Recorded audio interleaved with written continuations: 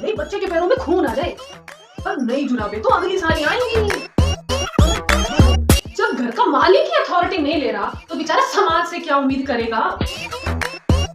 इतना महंगा साबुन है, तुम्हें तुम्हारे बर्थडे पे लाएंगे।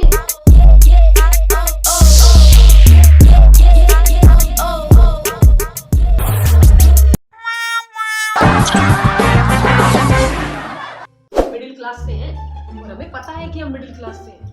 दिक्कत उन्हें होती है जिन्हें नहीं पता कि वो मिडिल क्लास से हैं। ये सोचते रह जाते हैं कि भूखे भी नहीं मर रहे और स्प्लेंडर भी नहीं खरीदी जा रही। ये मार्केट जाते हैं ना पैर खरीदने, 3-4 तो फ्री में उठा के खा जाते हैं। मैंने देखा है लोगों के घरों में अच्छी अच्छी बातें होती है। कोई पॉलिटिक्स के बारे में बात कर रहा है, कोई क्रिकेट के बारे में बात कर रहा है, और मेरे घर में क्या बात हो रही है पता है? पार्ले जी में पहले 16 बिस्कुट आते थे और आजकल 12 ही आ रहे। और जब 16 आते थे ना तो हम 8 लोग थे फैमिली में, सब लोग 2-2 खाते थे। और जब 14 हुए तो हमने बहन की शादी करा दी, और अब जब 12 हुए तो हमने भाई को बाहर भेज दिया पढ़ने के लिए। मेरा बचपन से सपना था कि एक दिन पीएस से नहाएंगे, पर हम लोगों के घरों में ना तुम्हें सिर्फ लाइफ बॉय मिलेगा, ज्यादा से ज्यादा निर्माया अमाम मिल जाएगा। एक दिन कहा मैंने मम्मी से, मम्मी पीएस लाओ ना, इसके आर पार देखेंगे। मम्मी कहती है बेटा महंगा साबुन है, तुम्हें तुम्हारे बर्थडे पे लाएंगे। आजकल तो कितने खिलौने आ गए मार्केट में, हमारे टाइम में भी थे, पर जब हम रोते थे ना तो हमारी मम्मी किचन से तो कटोरी लेकर आती और हमारे सामने यूं घुमाती, और मैं पागलों की तरह उसे देखकर हर बार चुप हो रही। मैं और मेरी अमीर फ्रेंड एक दिन रेस्टोरेंट गए थे। हम खाना खा चुके थे, बिल भी दे चुके थे, वेटर बाकी के पैसे ला रहा था। मेरी फ्रेंड कहती है कीप द चेंज। मैंने कहा क्यों? 80 रुपए थे, मैंने वेटर को वापस बुलाकर पकड़े। और बंदुआइली वो अलग। हम अगर हमारे पेरेंट्स से कह देना हमें कुत्ता पालना है तो कहेंगी तुम्हें पाल तो रखा है। हम मिडिल क्लास है, हमारे घर पर एक बड़ा सा पॉलिथीन बैग होता है, इसमें छोटे छोटे और भी पॉलिथीन होते हैं। हम मिडिल क्लास है, हमारे पेरेंट्स फुल वॉल्यूम पे वीडियो देखते हैं, वो भी फुल ब्राइटनेस के साथ। हम कोल्ड ड्रिंक की बोतल फेंकते नहीं है, उसे धोकर पानी की बोतल बना लेते हैं। हमारे घर पर कुछ नए बर्तन होते हैं जो सिर्फ मेहमानों के लिए खुलते हैं। हम कुकीज के डब्बे में सुई धागा रखते हैं। हमारे इंपॉर्टेंट डॉक्यूमेंट्स पता है कहाँ होते हैं? गद्दे के नीचे।